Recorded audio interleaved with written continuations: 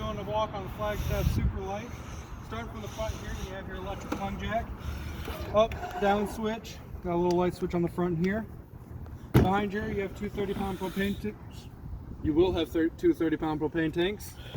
And an auto regulator. The arrow on there will point to whichever tank is going to pull from as your main tank. You can run both tanks at the same time or one at a time. Back here in this box, you're going to have your battery.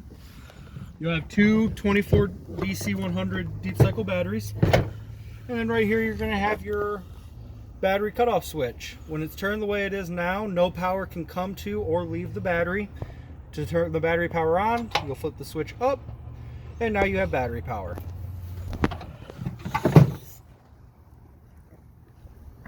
This switch here does your front docking lights.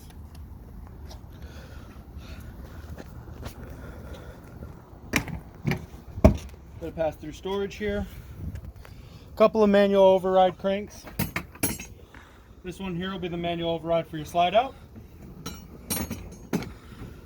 This one will be the override for your front power jack. In this black bag here, you'll have your power cord. An outside table will show you where to put that on the other side. And then you do have a griddle that comes with the camper as well.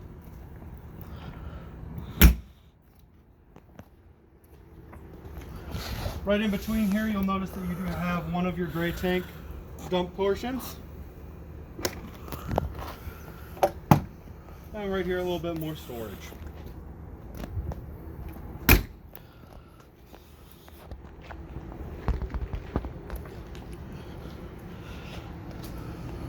You do have a 50 amp power cord that will come with the camper. It's about 25 feet long. It'll plug in right here. And this will be your fresh water point. So you'd fill this an onboard water tank up here, use your pump, and it will fill water through the sinks, shower, and toilet. You do have an emergency exit door for your bunk room. It does lock both from the outside and from the inside.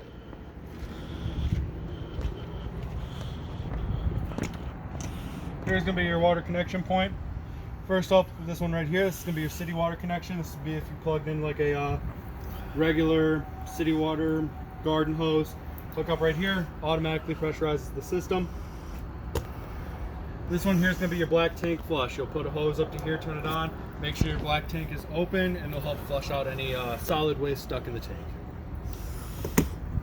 And this one here is going to be your antifreeze inlet port. You do have cable and satellite hookups here, and then you do have an outside shower with both hot and cold on it. Going along the side here, the switch here is going to do your rear stabilizer jacks. You can extend them by holding the switch down, and retract them by holding the switch up. You do have a little water spray port. Most likely in that black bag, there's going to be a blue hose in there. It'll hook up right into there, hot and cold on it as well.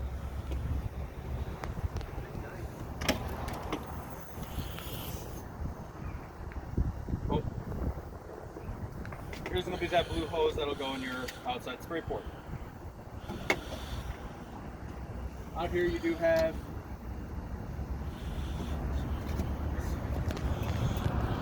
your outside refrigerator.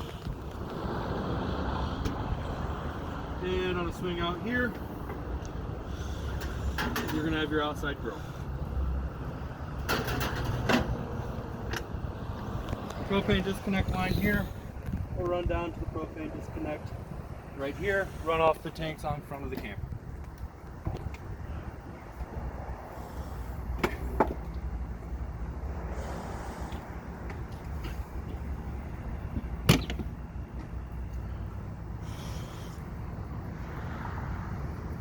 Along the front here, you have your furnace exit ports. You have an inlet and an outlet. Make sure you don't put anything that's meltable or anything up against this.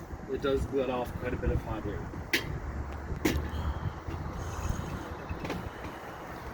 Right here is going to be your water heater. Main things to note on this is going to be your drain. This is going to be your pressure release port. You do have electric and gas water heater. You do want to make sure that if you're going to run this on electric that you have water in it before. The easiest way to do that is come out here, pop this a little bit if water's coming out, your hot water heater is full. If you don't do that and there is no water in the water heater, the element out, would have to get that replaced. Right here, like I said, is going to be the rail. Your table is going to sit on here, and your griddle will sit on here as well. And then located under here is another one of those gas disconnects.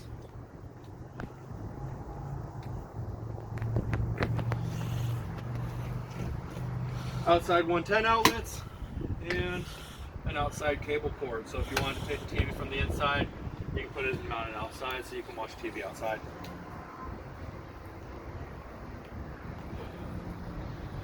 Coming along the front here, another one of the switches to extend and retract the electric stabilizers. And you do have a port so you can add a second portable solar panel. You do have one on board right now, and we'll show you the controls of that on the inside. Your awning located here. When it's out, you'll notice a little black flap hanging down. You do have a bit of pitch control that you can add to it by tightening and loosening these knobs here.